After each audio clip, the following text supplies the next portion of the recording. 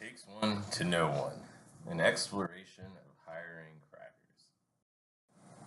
Here's the situation.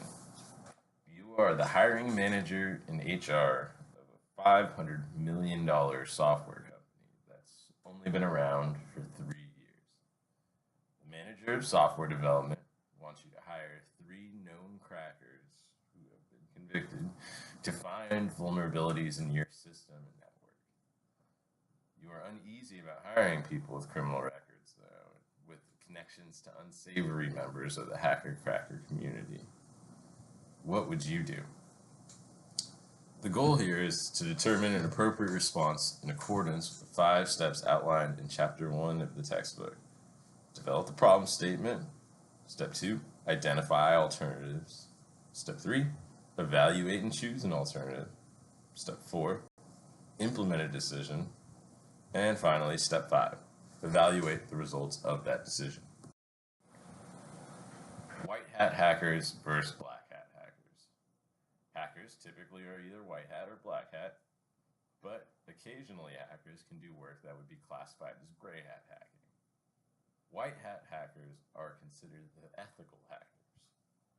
They're either salaried employees or paid contractors of the company that hires them, and as such, they've been explicitly invited by the host to attack. Their research results will be shared with the host before the knowledge can be exploited, whether that be shared online or other. On the flip side, though, you have the black hat hackers. These are the hackers that operate on the criminal side of hacking. They do not have permission of the host to conduct their attack, and never even sought it. They definitely do not intend to share any of the vulnerabilities that they discover with the host, and they intend to advance their own goals instead of the host, whether that be cyber terrorism or financial. Any vulnerabilities they have can be used to steal sensitive information, or these vulnerabilities can be shared online for a financial prize. And if they are members of hacktivism, they could actually also be engaging in cyber terrorism as well. So in the middle of the white hat hackers and the black hat hackers, you have what we call the gray hat hackers. These hackers have elements of both. Like the black hat hackers, they are certainly not invited by the host, and occasionally they will cross legal boundaries to achieve their objectives, breaking laws and social norms. But they act in the public interest, which puts them in the white hat hacker column, leaving them as a little bit of both. So, in the book, in Chapter 1, we learn a 5-step decision-making process for evaluating things like this. So, from the problem statement, or from the description in the book, we know that there's an annual revenue of $500 million that is vulnerable, because it all is. And outside of that, we know that hiring hackers can make sense because they've proven capable of finding vulnerabilities, which will protect customers. But hiring hackers requires trusting known criminals with sensitive information, and this puts both customers and the company at risk. So that leads us to our problem statement. Network vulnerabilities put $500 million worth of revenue at risk, not to mention invaluable brand perception, and they're difficult to prevent with conventional methods. Hiring hackers provides valuable protection knowledge that honestly could not be achieved other ways, but it requires trusting the hackers with the very access that you want to prevent them from achieving in the first place. So, now that we've completed step 1, developing our problem statement, we move to step 2, which is identify alternatives. So what are our alternatives? We have option 1. We could hire additional cybersecurity employees and brute force our way to safety. We have option 2. We could hire on as consults esteemed cybersecurity professionals and lean on their knowledge for our protection. We have option 3. We could do nothing and accept the current levels of vulnerability. Or option 4, we can hire the talented, albeit convicted hackers. So we have stakeholders whose considerations are important. We have the customers, and not only could we risk their data, but also lose their confidence. And then we have the shareholders and our other employees, where the success of the company is important to their success. So that leads us now to step 3, where we must evaluate the alternatives and then choose one. So the information that we've collected and other research reveals, well, from a Mashable.com article, author Jack Morse explains that a group called the White Hat Group was a group of gray hat hackers who stole $85 million in Ethereum cryptocurrency, which is definitely black hat activity, but they stole it to protect it from a known vulnerability, which is white hat activity. Ultimately, they ended up returning all of the money once the vulnerability that resulted in $60 million got stolen got patched. Now, this left them absolutely liable to criminal charges from Ethereum because they violated several cybersecurity laws.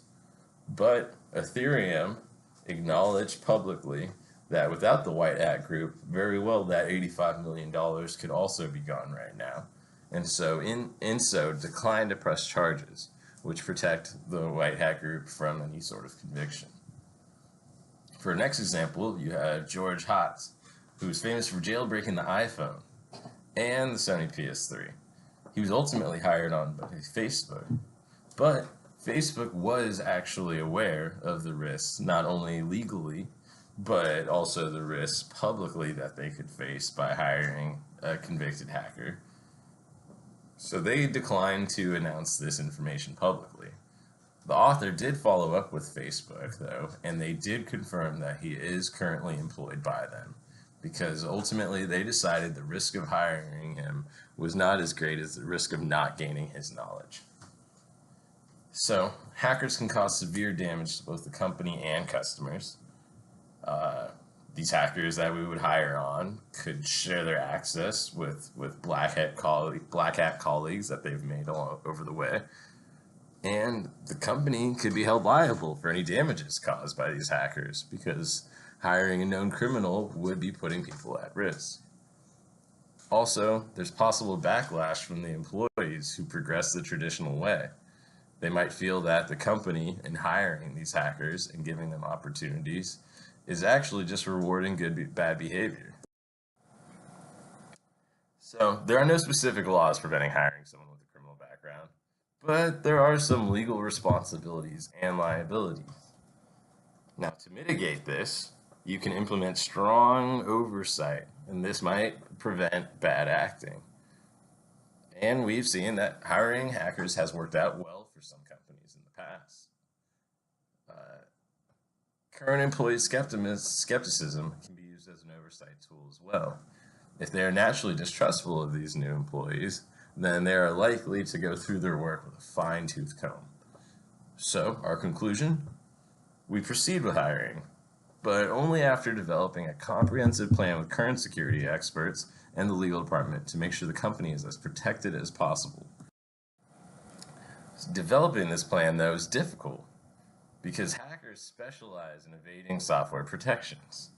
So, what are other options? Well, there's buddy programming, where you put two people to a monitor and they work jointly. This basically brings in constant oversight. Definitely, all of their actions should be monitored by senior members of the current cybersecurity team, and the team should be consulted before hiring to ensure you have complete buy-in from everyone involved. So that leads us to the last step, evaluating results. Monitoring the results should be simple if the comprehensive protection plan was developed before hiring. New hires' actions should be reviewed with a veteran employee that was responsible for their oversight. And all sensitive areas should be regularly inspected for any signs of unusual behavior. Because if you aren't inspecting, you're inviting. Because what you allow, you invite. Now, monitoring the results, as said previously, should be simple because we have logs for measuring their activity. They had a buddy who was witnessing everything, as well as the comprehensive oversight that they had along the way. The last step is more of a decision point, which is, was it successful? And if so, then continue the oversight and no further action is needed. If it wasn't, then we must develop a new problem statement, possibly one centered around the criminal activity of the hackers we hired.